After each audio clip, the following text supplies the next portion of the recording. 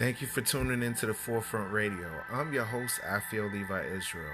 Now, if you're interested in helping us promote our brand, please feel free to donate to our Cash App. Our Cash App is $ Afiel Levi. That's APHIELLEVI. And that'll go directly to the Forefront Radio so we can produce more incredible shows for you to listen to. Now, if you haven't heard about Anchor, it's the easiest way to make a podcast. Let me explain. It's free. There are creation tools that allow you to record and edit your podcast right from your phone or computer. Anchor will distribute your podcast for you, so it can be heard on Spotify, Apple Podcasts, and many more. You can make money from your podcast with no minimum listenership. It's everything you need to make a podcast in one place. Download this free Anchor app or go to anchor.fm to get started. Thank you.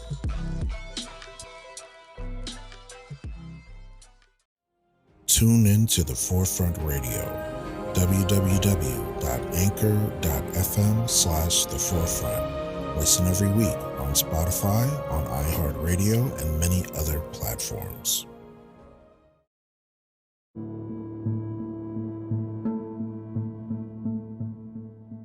First things first, we look upon the so-called Negro in America as a sick man. When a man, you may say, well, what do I mean sick?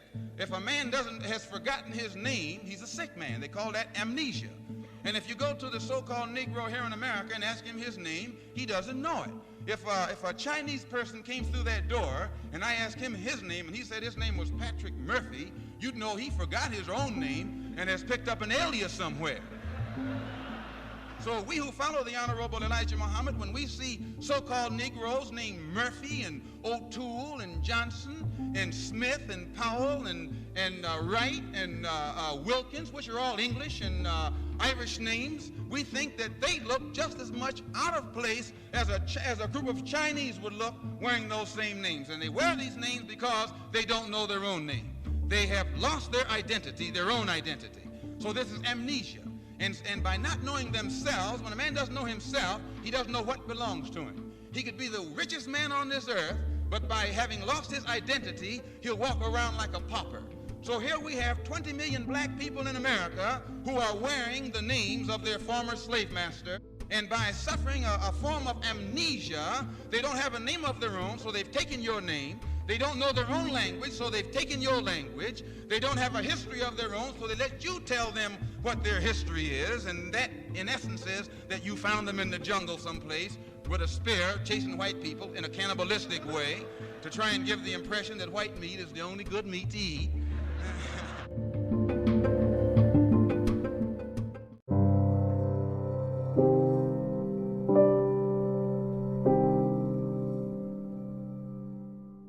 The book of Deuteronomy, chapter 28 and verse 37. And it reads, "And thou shalt become an astonishment, a proverb and a byword among all nations whither the Lord shall lead thee." This is one of the generational curses written of in the book of Deuteronomy, chapter 28. The blessings were that we were to rule the nations and maintain our name across the earth. But because our ancestors broke the covenant on Mount Sinai, the commandments that the Creator gave us, we in turn have become now an astonishment, a proverb and a byword among all nations, whither the Lord shall lead thee. Meaning what? Our original divine names that we were called by the Most High through His Spirit has been replaced now with an ungodly name: Negro, Hispanic, Indios, Afro, whether it's Afro-Palestinian, Afro-Cuban, Afro-Dominican, Afro-Haitian, African-American. These are proverbs and bywords, words of mockery. Now, in this discussion, we're going to touch a little bit upon a clip that I found from Malcolm X, who discusses the shame of having a last name by enslaver. Having a name that is not your own and an ancestry that is not your own, but given the last name branded on your face and your back of someone else, another nation. So we're going to listen to a clip from Malcolm X discussing this particular topic, and I want you to put on your critical thinking hat and consider this information. What is your real name? Malcolm X. Is that your legal name? As far as I'm concerned, it's my legal name. Have you been to court to establish that I didn't have to go to court to be called Murphy or Jones or Smith. Excuse me for answering you this way. That's if all right. a Chinese person were to say his name was Patrick Murphy, you would look at him like he's insane, because Murphy is an Irish name, a European name, or the name that has a Caucasian or white background. So consider that. He gave the comparison between a person that is Chinese, and as the reporter looks at him with a look of disdain and a look of mockery, he already knows in his mind, hey, what this man is speaking is the truth. You wouldn't look nor consider a Chinese person that had an Irish name or an Italian name or a name of another nation upon him, but yet you feel like you have the audacity and the pride of saying to a so-called black man, don't you have a name that was given to you that's legalized? Legalized by whom? Given by whom? Placed upon us by whom? Let's continue. And a yellow person, Chinese is a yellow man, and he has nothing to do or no connection whatsoever with the name Murphy. And if it doesn't look proper for a person who is yellow or Chinese to be walking around named Murphy or Jones or Johnson or Bunch or Powell, I think it would be just as improper for a black person or the so-called Negro in this country, as we're taught by the Honorable Elijah Muhammad to walk around with these names. And therefore he teaches us that during slavery, the same slave master who owned us put his last name on us to denote that we were his property. So now, I don't agree with a lot of the tenets of the Nation of Islam, nor am I a Muslim by religion. My religion is the Bible. I follow the laws, statutes, and commandments of the scriptures, okay? And what he's saying here is identifying one of the generational curses that we just read about. Now consider. Let's read the verse again. Deuteronomy chapter 28 and verse 37. And thou shalt become an astonishment, a proverb, and a byword among all nations whither the Lord shall lead thee. So during slavery, our ancestors were brought to various nations all throughout the earth. And while we did that, we now obtained new names that were given to us, that were forced upon us during slavery. Consider the fact that this didn't happen just in America. This has happened throughout the world. Every time a person was enslaved, especially the Israelites, they were given different names by their colonist, enslaver, or oppressor.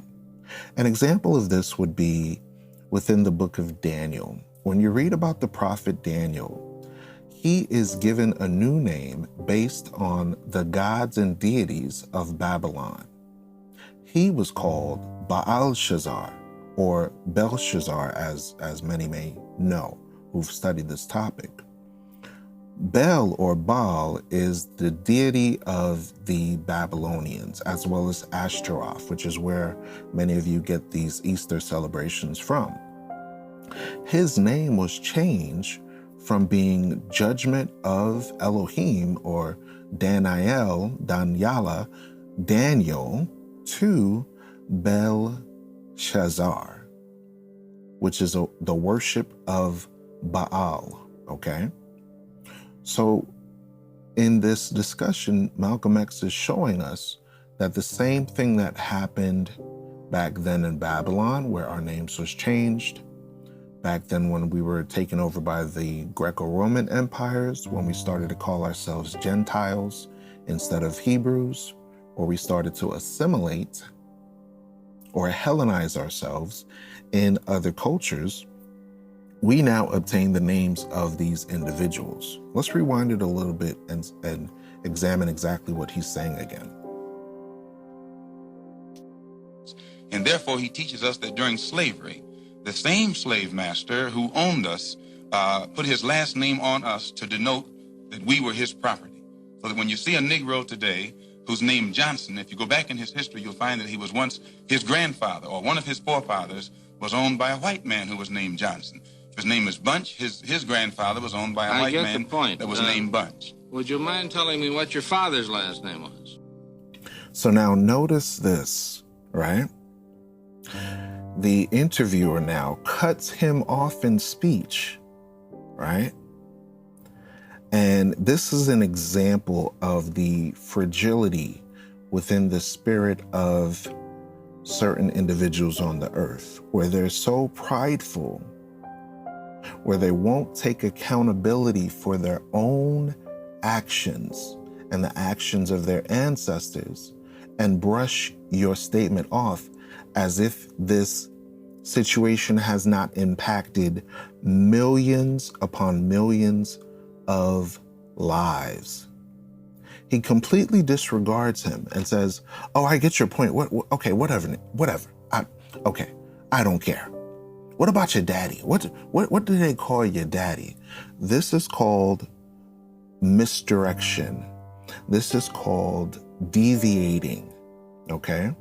This is causing cognitive dissonance within the people that are watching this information, because they're like, well, let's not hear what this man is saying and critically examine this, how an entire group of people were enslaved and given a new name, not their original name, but a new name that was branded on them by fire upon their flesh. Consider what I'm telling you. It wasn't that they just came to the courthouse and wrote down a document and said, okay, now your name is Jones. No, they grabbed you. They pulled you and ripped your clothes off of you. They took hot metal iron and seared into your flesh a new name that was not yours, not of your fathers, not of your ancestor, but your oppressor. Now, this can be found in Zechariah chapter 11 and verse 5, right?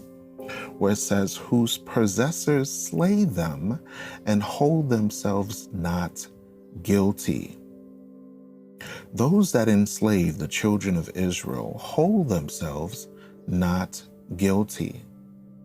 This is why they will never pay reparations, because if they do that to African Americans, then hold up, that means Britain is going to have to pay. That means France is going to have to pay. That means Italy is going to have to pay.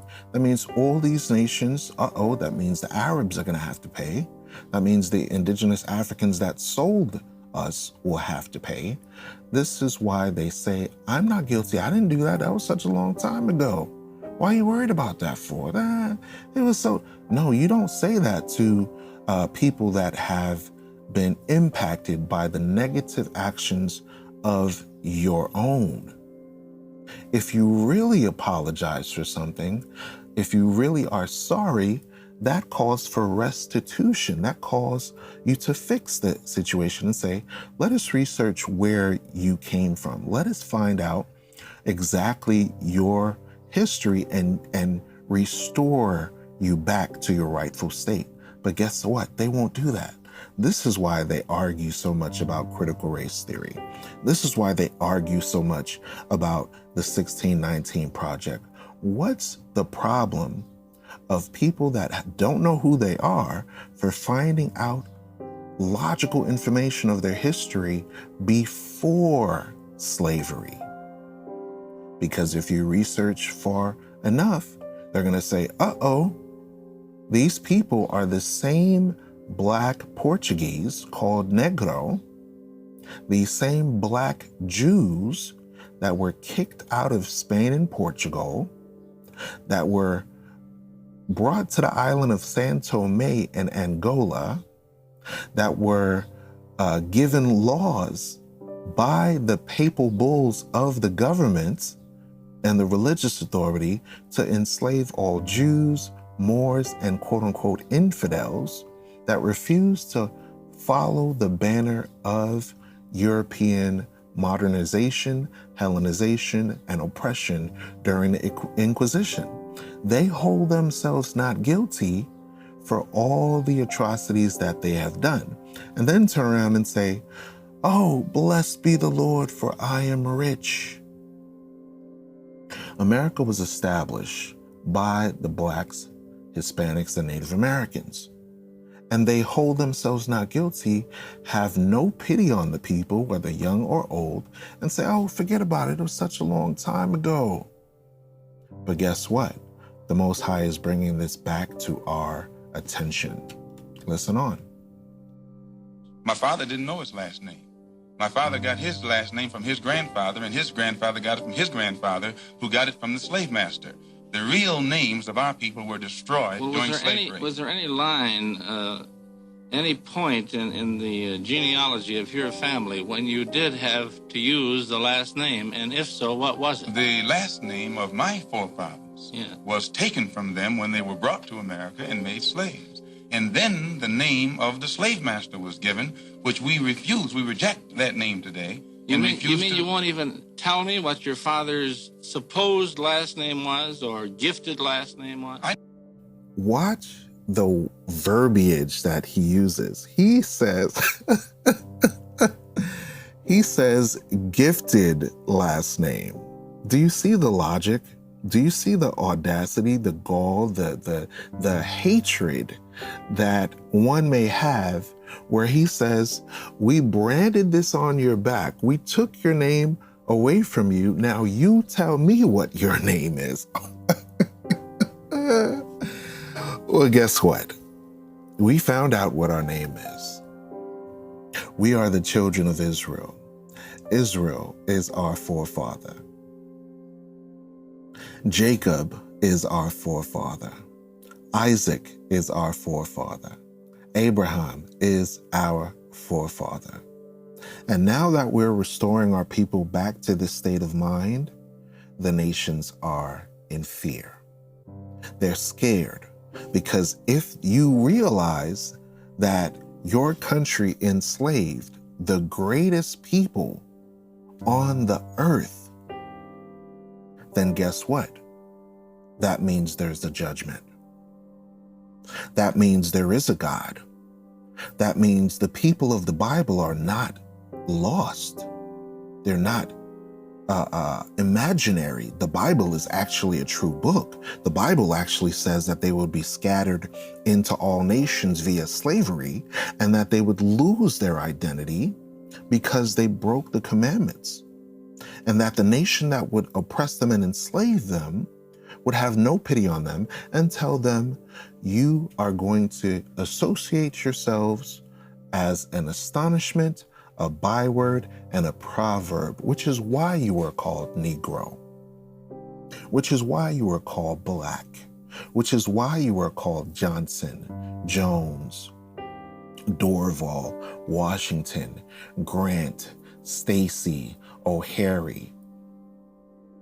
which is why you think that you're an American citizen. And you think, no way can I go back and trace my ancestors back to Spain and Portugal. No way can I envision that these people that are called Negro, which is a Spanish term, used to live in Northeast Africa and were called Black Jews. No way can I associate and bring myself back to reading and studying the Bible and saying what this book is saying is true. But guess what? There is a God. And let's find out how he feels about us. In Deuteronomy chapter 7, verse 6, it states this: "For thou art a holy people unto thee, to be a special people unto himself, above all nations that are upon the face of the earth." The Lord did not set his love upon you, nor choose you, because you were more in number than any people, for ye were the fewest of all people. Isn't this why we are called, quote unquote, minority? Why do you want to place us in a minor position when the Bible says we're as the sand of the sea? You see, what they don't want you to know, and this is still the divide and conquer mentality, is if you collectively combine all of the groups of people that were enslaved and colonized as one racial group, i.e. the Israelites, you would realize that we outnumber everyone, including the Chinese, including the Europeans, including the Arabs. We would outnumber all, which is why they want to mentally and spiritually make you a minor, make you small, make you little. But guess what? Because the Lord loved you, and because he would keep the oath which he had sworn unto your fathers, Abraham, Isaac, Jacob, whose name was changed to Israel, hath the Lord brought you out with a mighty hand and redeemed you out of the house of bondmen. What are we talking about? Slavery. From the hand of Pharaoh, the king of Egypt. In the same way, God is showing his hand through ancient Egypt by sending mighty plagues of destruction on the earth. Is the same way these nations that have oppressed us, God now will show his power through them. Sprinkle a little Divok 19. Sprinkle a little bit of plague and pestilence. Send a storm here. Send a tornado there. Send a volcano there. Send an earthquake there. Send unnamed diseases that come and ravage the earth. Send famine, whether orchestrated or not. Send chaos into the land to disrupt the pride of Egypt. And I, says the Most High, will redeem you, will save you, will deliver you out of the house of slavery. Thank you for listening to The Forefront Radio. Follow us on Instagram as The Forefront Express. Follow us on Facebook, The Forefront Media. Looks like the YouTube channel has been demonetized, so please do provide some sort of contribution to our site via PayPal or Cash App. Thank you so much, and have a wonderful day. God bless America.